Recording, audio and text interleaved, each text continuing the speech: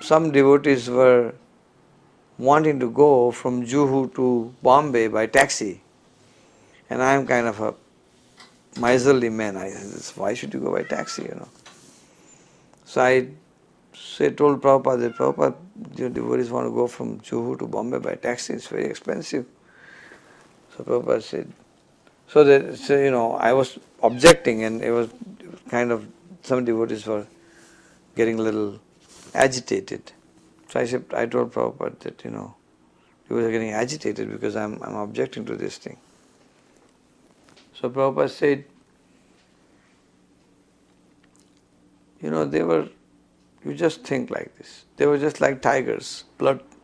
It's like tigers drink blood, they were eating flesh and blood. Now they are chanting Hare Krishna, they are enjoying spiritual, they are dancing. Is not that a very great achievement? So if they want some money, just give them. If they are taking some extra money, if there is some fault, don't worry about it. Then next day in the class he said this money is very, very hard to come. He said every rupee should be considered as a brick in the temple. Money is like Krishna's blood, and we should not waste money. So instruction. So to me he said you tolerate. To them he says don't. There's money.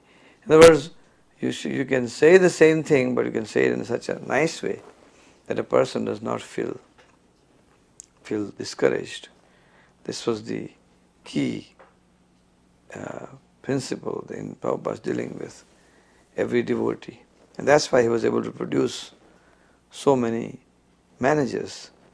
In spite of all of us making so many mistakes, the movement grew because Prabhupada's kindness and affectionate nature. Srila Prabhu was Srila Prabhupada's servant at the time. He was very kind to me. He would always give me little things to do for Srila Prabhupada. So he said at the Toronto, I just washed Prabhupada's clothes. I'm going on the roof to hang them so they dry. They used to hang the clothes up. He said if Prabhupada rings his bell, he has some political guests in there. Please go and see what he wants. Okay, Jai. He says he probably won't ring the bell. We just served him prasadam, so I'll be down in a few minutes. Okay. So as soon as Harisari leaves, of course, same thing, right? Ding, ding, ding, ding. Bell rings. I go running in. Yes, Srila Prabhupada. He said, more porridge for the guests. Yes, Srila Prabhupada. I run out. Boom, run back to the kitchen. More porridge. Srila Prabhupada needs more porridge for the guests. Oh, we don't have any more. We're out of flour. We can't make any more. I'm like, what? What? I can't go back in and tell Prabhupada there's no porridge. Well, Prabhu, we don't have any more porridge. And I'm such a fool. It's like, instead of making them or doing something, I just went back in the room. And up to this point, my relationship with Prabhupada was always just like a loving, there was never any chastisement. And when I said that, Srila Prabhupada, there's no more puris. Oh, he just was furious. He said, what do you mean there are no more puris? There must always be prasad. And he's like yelling at me. And I didn't realize till later on, actually Harisari told me just a few years ago in Mayapur, that letter had just gone out. Prabhupada was just really upset about Kumbh Mela. So I got the backlash of that, whack. But it was mercy, I kind of felt bad, but it was mercy. So another instance I remember is when the Nectar of Instruction came out, the book, in which it is said that there is the last verses, they say that Vaikuntha janito varamadupuri tatrapi rasosavad. Greater than Vaikuntha is Mathura Mandal, and greater than that is Vrindavan, where Rasa dance takes place. And greater than Vrindavan is Govardhan, and in Govardhan Radhakund is the best place. Where is a person who is in knowledge who will not serve the holy place called Radhakund? This is the verse from Nectar of Instruction.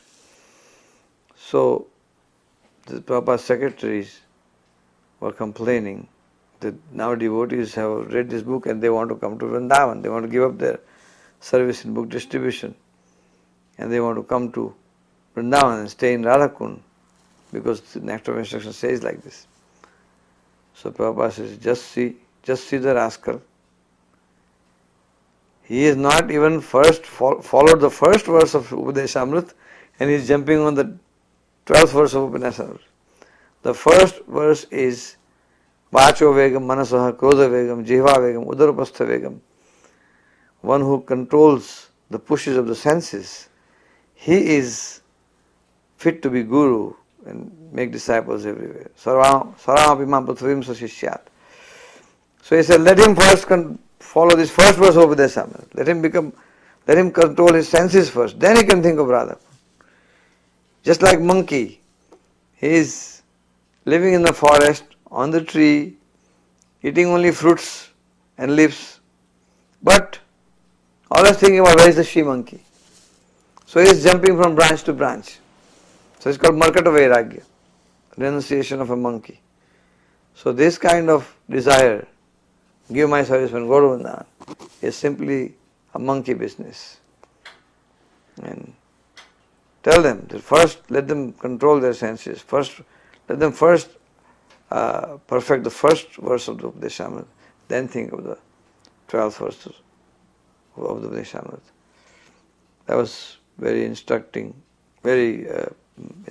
thing. I remember this one particular gentleman. He seemed like a very pious man to me, elderly Indian gentleman, looked very pious. But Prabhupada always seemed to be able to see the heart of the person. And so this man was saying to Prabhupada, Swamiji, give us your mercy, give us your mercy. It seemed like a very ardent way to me. And Prabhupada was just very offhanded with him. And he said, I have already given everything. Still you do not take. What is the use? And I was so shocked that the way Prabhupada, sometimes he would seem to give so much mercy to someone who seemed so undeserving, and this man seemed very pious to me. And then Prabhupada gave him the example.